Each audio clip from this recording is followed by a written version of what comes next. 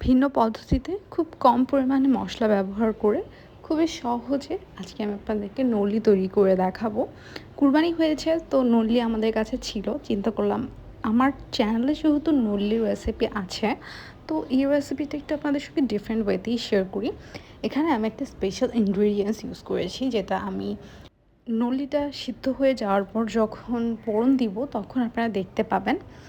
আর এই নলিটা এত বেশি মজা হবে অ্যান্ড এতটাই ফ্লেভারফুল হবে যে আপনারা এটা বাড়িতে ট্রাই করলে একদমই স্যাটিসফাই হয়ে যাবেন। আর এটা আমি আজকে পরোটার সাথে সার্ভ করেছি। এটা কিন্তু তন্দুর রুটি, নান রুটি সব কিছুর সাথে খুব ভালো লাগে। প্রথমে যেটা করতে হবে, নল্লি বা পায়াটাকে খুব ভালোভাবে ওয়াশ করতে হবে। আমরা এটাকে গরম পানি দিয়ে ওয়াশ করে নিয়েছি। আর ওয়াশিং যে প্রসেসটা, সেটা কিন্তু আমি আমার আগের যে নল্লি বা পায়ের ভিডিওটা ছিল ওখানে শেয়ার করেছি।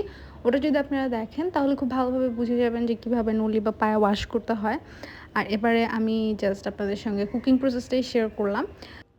ফার্স্ট স্টেপ, একটু বড়সড় পাতিল চুজ করা, যাতে করে আপনার নলিগুলো খুব তাড়াতাড়ি সিদ্ধ হতে পারে, একটু মাছ স্পেস পায়। আর আমাদের নলিগুলো যেহেতু একটু বড় সাইজেরই ছিল, তাই আমাদের একটু বেশ বড় সাইজের পাতিলি নিতে হয়েছে। এদিকে আমরা দিয়ে দিচ্ছি জিরার পেস্ট, সাথে আমরা দিয়ে দিচ্ছি মরিচ বাটা। আমরা এখানে কোনো ধরনের লাল মরিচের পাউডার ব্যবহার করছি না এই পর্যায়ে অন্তত। তারপরে আমরা দিয়ে দিচ্ছি রসুন, আস্ত রসুন আমরা ফালি করে কেটে নিয়েছি, সেটা দিয়েছি। পেঁয়াজ কুচি দিয়ে দিয়েছি, আর দিয়ে দিয়েছি ফালি করে নেওয়া মরিচ। এই মরিচগুলো অবশ্যই ব্যবহার করতে হবে। মরিচের পেস্টও ব্যবহার করতে হবে যদি আপনি চান আপনার নল্লিটা খুব বেশি ঝাল হোক এবং ফ্লেভারফুল হোক। এবারে আমরা দিয়ে দিচ্ছি রসুনের পেস্ট। অবশ্যই রসুনের পেস্ট ব্যবহার করতে হবে। আর নল্লি বা পায়ে খুব বেশি মশলা ব্যবহার করা দরকার হয় না, তাই আমরা এখানে একটু একটু করে পরিমাণ মশলা এখানে ইউজ করছি। এবারে আমি দিয়ে দিলাম একটু আদার পেস্ট। এটা আমি ব্যবহার করলাম হাফ টেবিল স্পুন। আর সব কিছু এখানে আমি হাফ টেবিল স্পুন করে করে ইউজ করেছি। তবে পেঁয়াজের যে পেস্টটা ছিল এটা আমি 1 টিস্পুনের থেকেও কম অ্যাড করলাম। আর এবার আমরা গোটা মশলাগুলো দিয়ে দিব। গোটা মশলার জন্য নিয়েছি তেজপাতা, দারচিনি, এলাচ, লবঙ্গ। এই 4টা গোটা মশলা এখানে ব্যবহার করলেই যথেষ্ট। আর কোনো এক্সট্রা গোটা মশলা এখানে ব্যবহার করতে হবে না। কালারের জন্য কিছুটা পরিমাণ হলুদ দিয়েছি, খুব বেশি না, হাফ টেবিল চামচের থেকেও কম ব্যবহার করেছি হলুদের গুঁড়া। আর ফ্লেভার অ্যাড করার জন্য এখানে আমি ব্যবহার করছি রাঁধুনি ও মৌরির গুঁড়া। এটা খুব ভালো একটা ফ্লেভার আনতে আপনাকে হেল্প করবে। তারপরে আমরা বেশ কিছুটা পরিমাণ পানি এখানে অ্যাড করে চুলার ফ্লেমটা অন করে দিব। আর নলিটা হতে আমাদের টোটাল সময় লেগেছে 5 ঘন্টা। নলিগুলোর সাইজ যেহেতু অনেক বেশি বড় ছিল, তাই টোটাল 5 ঘন্টা সময় নিয়ে আমরা এই নলিটাকে সেদ্ধ করেছি। 5 ঘন্টা পরে যখন আমরা দেখছিলাম যে আমাদের নল্লির কালারটা চেঞ্জ হয়ে গিয়েছে, তখন আমরা এটাকে ফোড়ন দেব। আর এটার জন্য আমি নিয়েছি পেঁয়াজ কুচি, রসুন কুচি, শুকনা মরিচ। আর ফোড়নটা আমরা আজকে দিচ্ছি সরিষার তেলে। আপনি চাইলে সয়াবিন তেল দিতে পারেন। আমি এখানে 3 টেবিল স্পুনের মতন সরিষার তেল নিয়ে নিয়েছি। একে একে দিয়ে দিচ্ছি রসুন, পেঁয়াজ এবং শুকনা মরিচ। শুকনা মরিচ আমি এখানে একটা ইউজ করেছি যেহেতু এটাতে ঝাল বেশি। তো আপনারা আপনাদের শুকনা মরিচের ঝাল বুঝে অ্যাড করতে পারেন, কম বেশি বাড়িয়ে।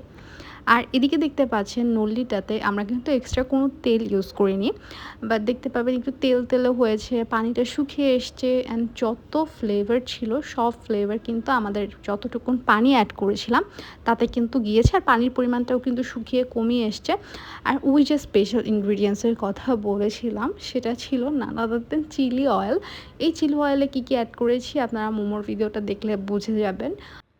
এতে কোনো এক্সট্রা ইনগ্রিডিয়েন্টস অ্যাড করা হয় নাই। যা মোমোর অয়েল বানানোর জন্য ইউজ করেছিলাম সেটাই আমি ডিরেক্ট এখানে অ্যাড করেছি। এটার ফলে কালার আসবে, ফ্লেভার বাড়বে, দ্যাটস ইট। আর এখানে আমি আরও কিছুটা পরিমাণ মৌরি এবং রাঁধুনির গুঁড়া অ্যাড করে দিলাম। কিছুক্ষণ ভেজে নিচ্ছি। তারপরে ভাজতে ভাজতে আমরা যখন দেখবো এটার পারফেক্ট কালার চলে এসছে, তখন এটা আমরা নল্লিতে দিয়ে দিব। আর নল্লিটাও কিন্তু খুব ভালোভাবে একদম জোরে আঁচে আমরা বয়েল করতে থাকবো। নলিটা সিদ্ধ হওয়ার আগ পর্যন্ত আমাদের চুলার ফ্লেম ছিল মিডিয়াম হাই হিট। আর এখন আমাদের চুলার ফ্লেম দিয়ে দিয়েছি একদম পুরোটা হাই হিটে। হাই হিটে বয়েল হচ্ছিল, পাশাপাশি আমরা ফোড়নটা দিয়ে দিলাম এখানে। এতে করে ফ্লেভার বাড়বে, টেস্ট চেঞ্জ হয়ে যাবে। আর এক্সট্রা করে আমি এখানে চিলি অয়েল দিয়েছি, এটার আরও বেশি টেস্টটাকে চেঞ্জ করতে হেল্প করবে। তো এটাকে আরও কিছুক্ষণ বয়েল করে তারপরে আমরা এখানে লবণ অ্যাড করে দিয়েছি। স্বাদ অনুযায়ী লবণ অ্যাড করে দিলাম এখানে। আপনারা আপনাদের টেস্ট বাড বুঝে লবণ অ্যাড করবেন। অনেকের অনেক প্রবলেমের কারণে লবণ সচরাচর খাওয়া হয় না, বাট তারা লবণের পরিবর্তে কিন্তু এই রেসিপিতে পিঙ্ক সল্ট অ্যাড করতে পারেন। ওটা আবার আপনাদের হাড়ের জন্য, আপনাদের স্বাস্থ্যের জন্য খুব বেশি হেল্পফুল। ফোড়নটা দিয়ে আমরা আরও ৫-৬ মিনিটের মতন এটাকে বয়েল করে নিয়েছি, যাতে ফ্লেভারগুলো নল্লির ভিতরে যায়। তারপরে আমরা চুলার ফ্লেমটা অফ করে নল্লিগুলোকে একটা বোলে সার্ভ করে নিচ্ছি। যেহেতু নল্লিগুলো অনেক বড় ছিল, তাই আমাকে একটু বড় সাইজের বোলই চুজ করতে হয়েছে।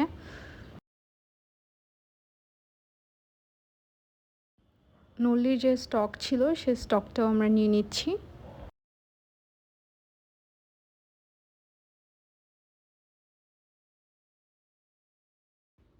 নলিটাকে সাজানোর উদ্দেশ্যে আমি এখানে দিয়ে দিচ্ছি ধনিয়া পাতা আর মরিচ কুচি।